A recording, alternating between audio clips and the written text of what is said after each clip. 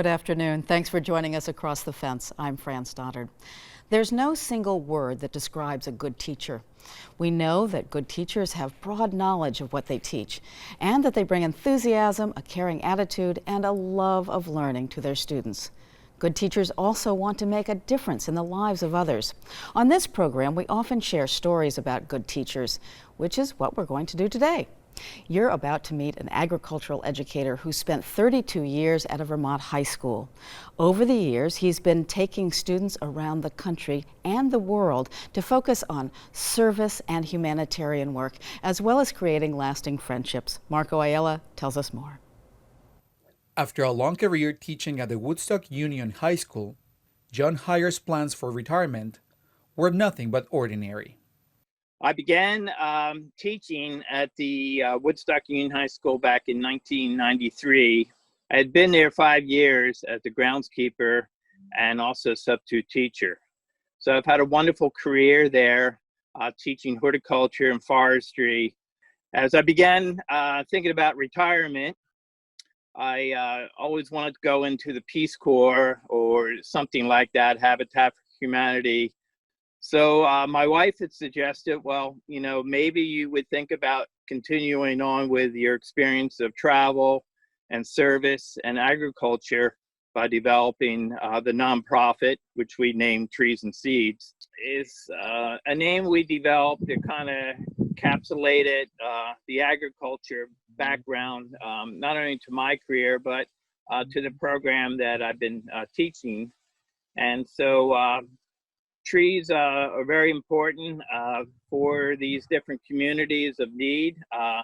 They provide food, they provide shade, they provide erosion control, they provide wildlife habitat. Carrie Bristow, Vice President and co-founder of Trees and Seeds, has taken part of many of these trips and quickly realized that the human factor is just as important as the service aspect of it. We realized that you can offer work anywhere. You can do work anywhere in your own community from there and on out. But it's getting to know people that really makes the work more meaningful. And I realized that getting to know broader groups of people just helps us all with our own cultural understanding of ourselves, as well as opening up our eyes to see that how different people work and live. And that in the end, almost all of us have the same goals. We want to have a happy life. We want to have a family around us and friends, and we want to have enough to be comfortable to live with. I really found from my experiences that students really like to travel with a purpose. And so we began doing a lot of trips with service-oriented projects in mind. And so we have been to Peru several times with students from high school. And we worked on the Amazon doing different projects, building schools and also medical clinics. We'll be planting the first tree for Trees and Seeds. We plan to plant a lot of fruit trees in a bigger field over here. Well, we had a wonderful trip to Malawi. There was about 27 of us all total on that particular trip. And we spent over 2 weeks in the community where we not only planted trees, but we had good relationships within the community. I was taking horticulture with Mr. Hyers, and he reached out to me and expressed interest in how much he thought I would like the trip. So I looked more into it and ended up filling out an application and getting in.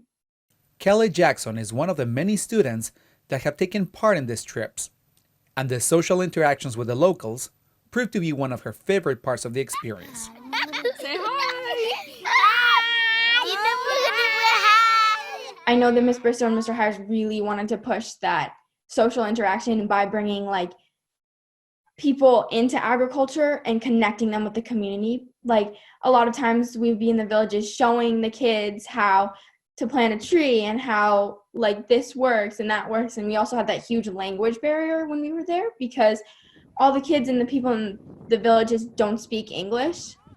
So we had to try to use our body language and use hand gestures and all that kind of stuff to really connect agriculture with the community.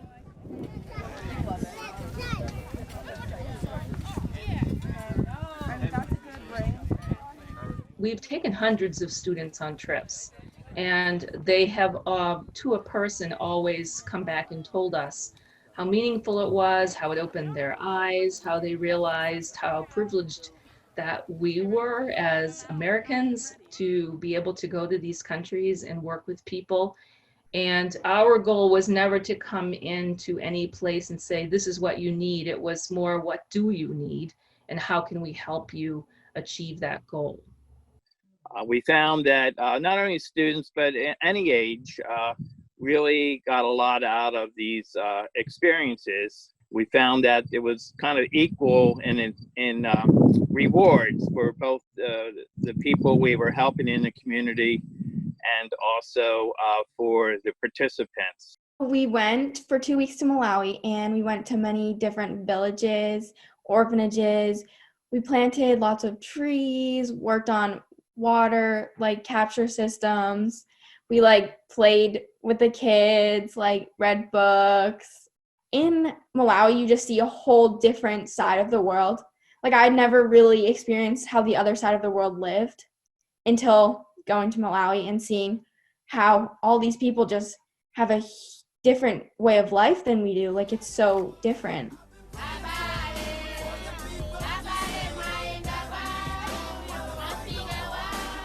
And even though their way of life is quite different, Carrie recognizes those differences is what gives them the opportunity to connect and make a difference. The mission is trees and seeds. What we think of is planting trees with seeds, but we're also planting seeds of, cultural understanding.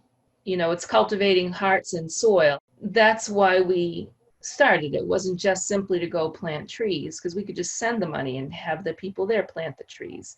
It was really to broaden our perspective as Americans, to say, we're people who are interested in you and your country, and we want to help you because we can. Nurturing those common bonds with people across the world has proven to be rewarding for the participants. We visit a lot of orphanages, and our students just fell in love with a lot of the orphans that are in these different schools, from being like an infant all the way up to teenagers. And they were very touched by it. It's just an amazing experience. It makes it all worth it for me. So I think the most rewarding thing for me was being in the orphanage. So there was this one orphanage that we went to. I was sitting with a little kid on my lap, and the head, the leader of the orphanage, was explaining how these kids were abandoned, left on the side of the road. It was just super emotional because now the kid is doing so well. For me, the connection is the people, and helping people, working with people, understanding better how their lives are, and having the common bond of humanity, basically, for me, is what is the most rewarding part of it. So our plan was to be there again this year, but the virus has postponed that trip until next year.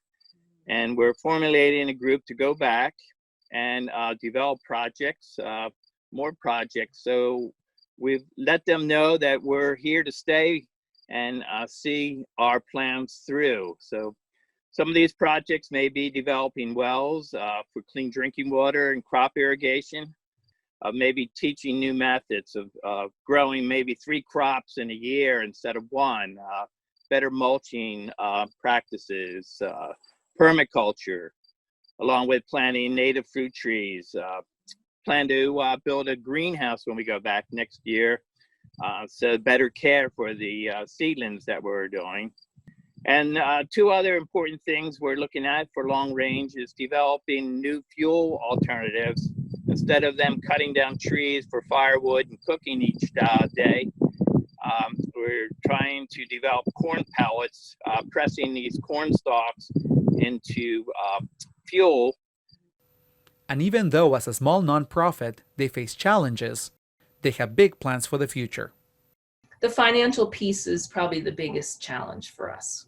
because we just don't have a whole lot of, we don't have much overhead. But we also don't have a lot of funds to say offer scholarships to students or others who would like to travel but don't have the the funding. We're young and we're just getting our feet underneath us, but we also have ideas of working here in the United States, doing environmental projects, trees, planting trees like in Yellowstone. We've contacted Yellowstone National Park. Maybe going back to Peru and continuing to develop projects, agriculture projects along the Amazon River. We don't want to just focus ourselves or keep ourselves in one place. As we grow, we hope to travel many different places from the United States around the world.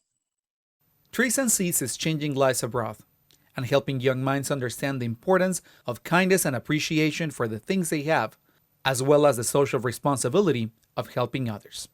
This experience honestly changed my life. I look at the things that we have here in the US and the things that we experience so much differently. It just gave me so much gratitude towards these people because they have nothing compared to what we have, and they're so happy. And I think every kid should have to experience how the other half of the world lives. In South Hero, I'm Marco Ayala for Across the Fence.